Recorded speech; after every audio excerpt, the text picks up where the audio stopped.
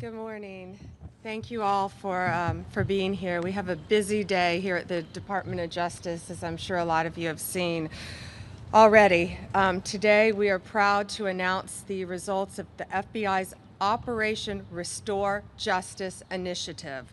This historic, unprecedented nationwide operation led to the arrest of 205 child sex predators.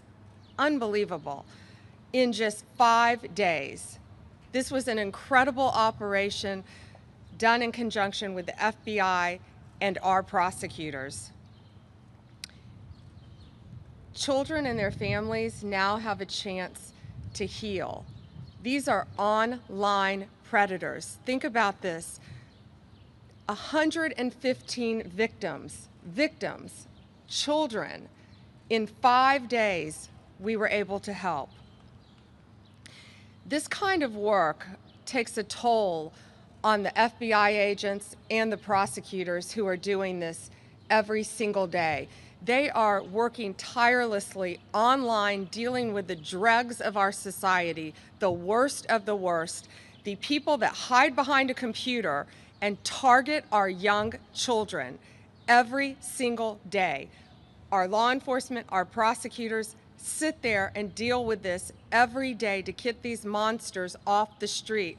Director Patel and I, almost daily in our meetings, talk about these cases and what it does to our officers and our prosecutors, but also how many lives are being saved and how many children are being helped by this. Director Patel is going to get into the specific cases with you in a minute, but what I will tell you is these depraved human beings, if convicted, will face the maximum penalty in prison, some life. We will find you, we will arrest you, and we will charge you. If you are online targeting a child, you will not escape us. The FBI and the Department of Justice will come after you, and we will prosecute you. Parents, you have to know, this is so serious. Your child has no right to privacy on the internet. None. You have to monitor what your kids are doing, whether they're playing games on the internet, on social media, any other websites that children, teenagers frequent, an online predator can find them. I always say it's from instant message to instant nightmare. Parents, they're talking to your kids like they're other children, and they're not. They're predators. They pose as children.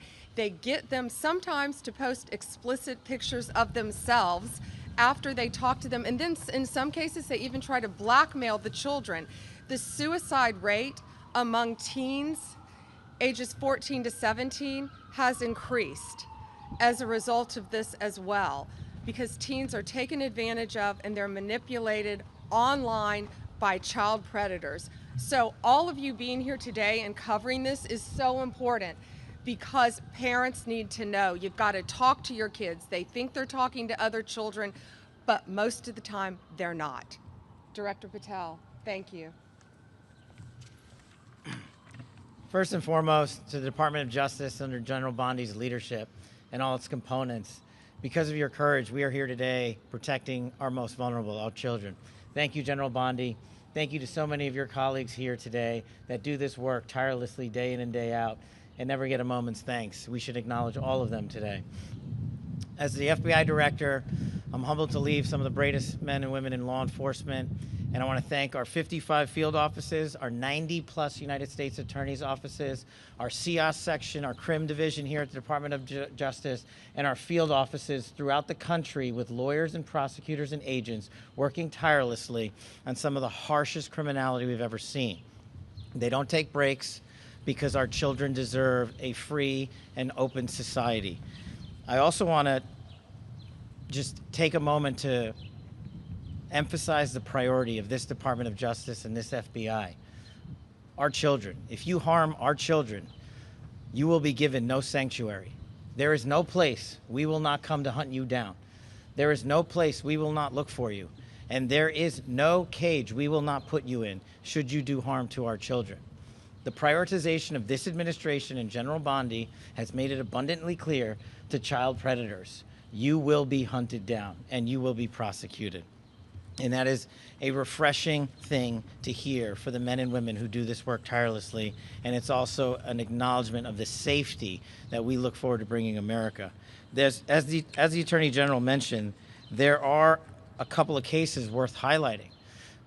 People in places of public trust have violated not only the law, but that public trust, to include teachers, law enforcement personnel, and other professionals that we look to safeguard our children have not only violated the law, but violated the trust. In Minneapolis, defendant Jeremy Francis Plonsky, a Minneapolis state trooper and former Army reservist, was arrested for producing child sexual abuse material while in uniform. Not anymore. In Norfolk, Virginia, defendant Jose Alexis Valdez Sosa, an illegal immigrant from Mexico, again, allegedly arrested for transporting a minor across state lines. No more. Another example, right here in Washington, D.C., in the Metropolitan Police Department, Officer Linwood Barnhill, a former already convicted sex offender, was arrested again for exploiting more victims, more children, while on supervised release. These are just three examples that show you the extent and the depravity of these horrific crimes. And we need to team up together with the American public to find the rest. I want to give a special thanks to the National Center for Missing and Exploited Children for the tireless work they do in partnering with us. And again, I want to thank the Department of Justice and all these folks here. And Pam, thank you for never wavering to defend our children. Thank you, Director Patel. And this ranges from, we have cases from California to New York to Florida, our entire country. And just in 1 week, again, 115 victims we have. 205 offenders have been charged in 1 week, thanks to the FBI. So think what's happening throughout this country. Children are being taken advantage of, and we have to stop it. Thank you for covering this very important topic today. Thank you.